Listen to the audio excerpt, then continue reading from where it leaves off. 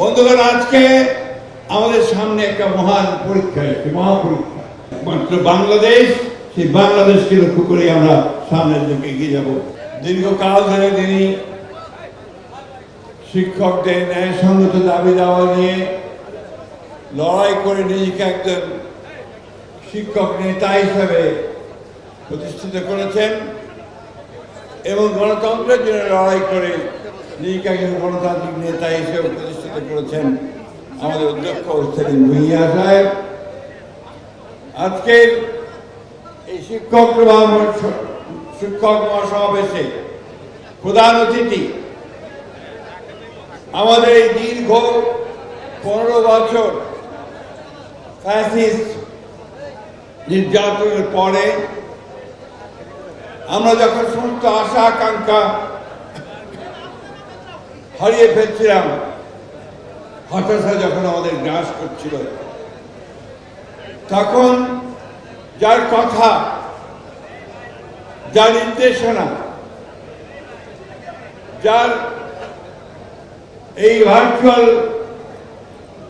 মিটিংগুলোতে উপস্থিতি আমাদেরকে সমগ্র জাতিকে উদ্বুদ্ধ করেছে,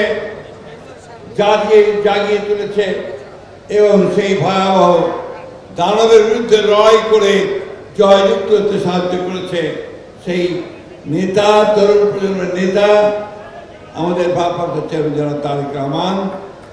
মঞ্চপুষ্ট আছেন আমাদের সম্মানিত বিএনপি জাতীয় স্থায়ী কমিটির নেতৃবৃন্দ, শিক্ষক নেতৃবৃন্দ এবং আমার সহকর্মী ভাইয়েরা।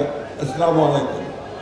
সহকর্মী বললাম এই জন্য, ডক্টর মঈন খানের মতো আমিও বলতে চাই খুব পরিষ্কার ভাষায়, দৃঢ়তার সঙ্গে এবং অত্যন্ত সম্মানের সঙ্গে, গৌরবের সঙ্গে, যে আমিও একজন শিক্ষক ছিলাম, দীর্ঘ 18 বছর শিক্ষক। বন্ধুগণ, আজকে আমাদের সামনে একটা মহান পরীক্ষা, একটি মহাপরীক্ষা। RICL TMX, যুগের পর যুগ স্থাপনা থাকে মজবুত। এই পরীক্ষা হচ্ছে যে আগামী দিনগুলোতে আমরা আমাদের জাতিকে সুষ্ঠুভাবে নেতৃত্ব দিয়ে আমরা সেই জায়গায় পৌঁছে দিতে পারবো কিনা যেখান থেকে আমাদের গণতন্ত্রের উত্তরণ করবে। আমরা এখন অত্যন্ত আশাবাদী যে আমাদের নেতা গতকাল যে ইন্টারভিউ দিয়েছেন বিবিসিতে এবং ফিনান্সিয়াল টাইমসে, এই ইন্টারভিউ শুধু বাংলাদেশ জাতিকে নয়, সমগ্র বিশ্বকে এই আস্থা দিয়েছে যে আমাদের এই নেতা আমাদের জাতিকে নেতৃত্ব দিতে সক্ষম।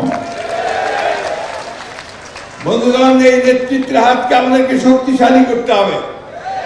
প্রতি গ্রামে গ্রামে আপনারা আছেন, আপনারা ছড়িয়ে পড়বেন।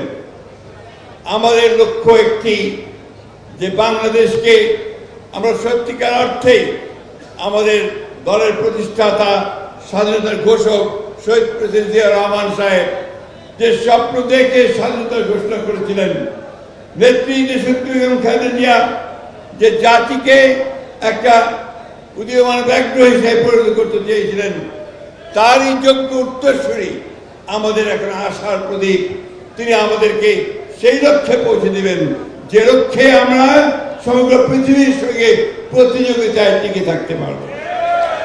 আর আপনারাই হচ্ছেন সেই কারিগর, আপনারাই হচ্ছেন সেই শিক্ষক, আপনারাই হচ্ছেন সেই সমস্ত নেতৃত্ব যারা আমাদের ছেলেদেরকে, আমাদের মেয়েদেরকে সেইভাবে শিক্ষিত করে তার জন্য উপযুক্ত করে গড়ে তুলবে। আপনাদের দাবি দেওয়া আমরা জানি, দীর্ঘকাল ধরে সেলিম ভুঁইয়া আপনাদের সঙ্গে কাজ করছে। এই দাবি দেওয়াগুলো আমাদেরই দাবি দেওয়া। আপনি যেটা খুরশু সাহেব বলেছেন যে আমাদের 31 দফায় আপনাদের এই দাবি দেওয়া পূরণের কথা সম্পূর্ণ বলা আছে। তা আমাদের জাতি হিসেবে আপনাদের কাছে একটা দাবি আছে।